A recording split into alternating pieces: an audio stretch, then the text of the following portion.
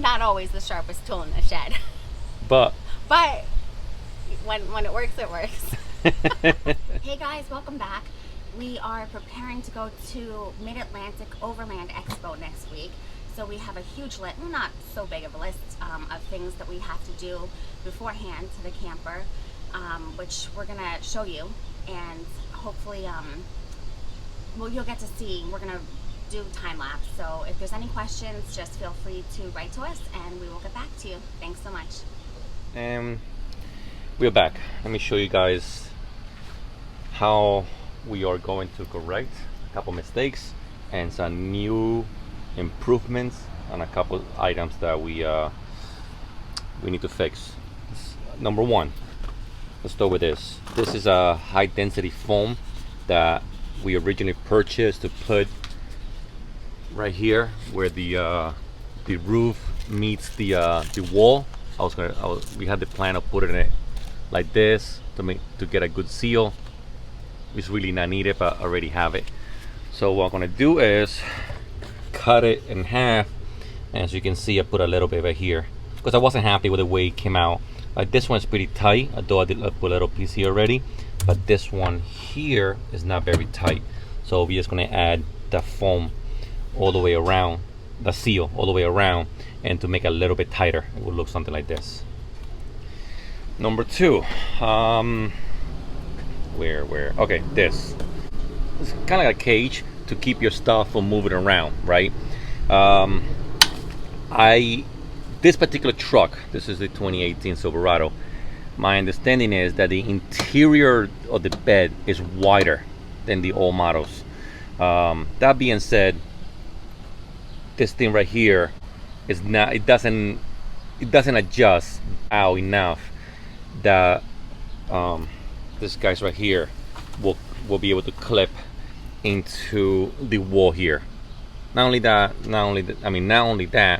this thing is not made for a Silverado, so I had to figure out how to fix it. This is the what I came up with. I removed these pipes. I went to Home Depot and I got this. Now this is a heavy duty, I think it's a closet pole is what it is, and happens to be the same dimension as this pipe right here. So I was going to cut it into I believe this is maybe 1.5 feet. I'm going to cut it a little bit bigger and reinsert it back here, put everything back together, and then attach it here. Now I don't have the attachments that go on the side, so what I'm coming up with, I'm thinking I'm going to use this sliding doors. I'm going to drill this hole bigger, right? It's going to go like this. So this piece right here will go in there, and that's the only solution you can come up with on the cheap to attach this basket and leave it there. So like for example, my generator, my tackle box, my battery, my gasoline tank, this stuff doesn't fly around. That's something else. Oh, onto the hangers. If you're wondering why we got hangers here, now these hangers are not for the trailer. I mean for the closet in the trailer. What they are for is, so when I first designed this right here, this vinyl window, right? The way they work, obviously you guys know, once the roof is up, it's Velcro right here and it's fine.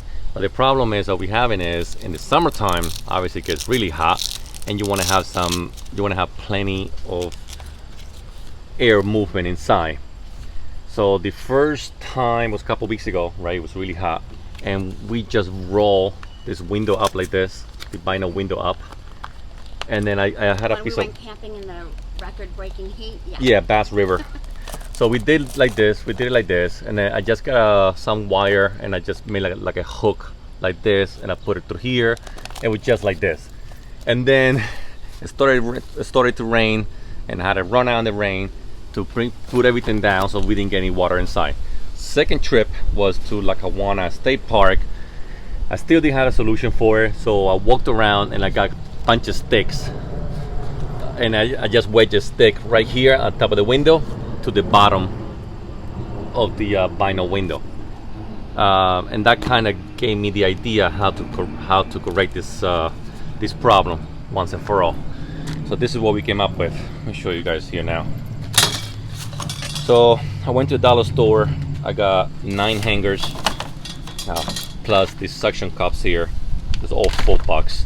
What I'm gonna do is I'm gonna cut these hangers right here. Just use the bottom end right here, and then we're gonna glue like suction cup right to the end, and then this way it will look like it will, it will hang like this from the top of the window frame to the vinyl window without scratching anything. And to some degree the suction cup hopefully will do the job and attach to the bottom of the window. But let's see what happens with that. So those are, I also have to do I have to do the oil change on the generator. I need to fix is the shower. So I got these hooks, but as you can see they're really cheap, and they move around quite a bit. And last camping trip, this one broke. No, the other one broke, so I had to replace it.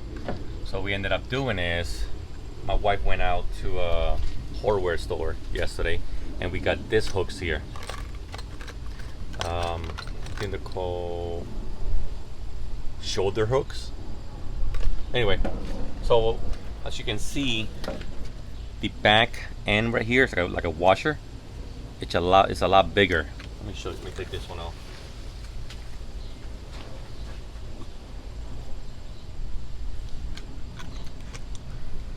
As you can see, it's a lot bigger.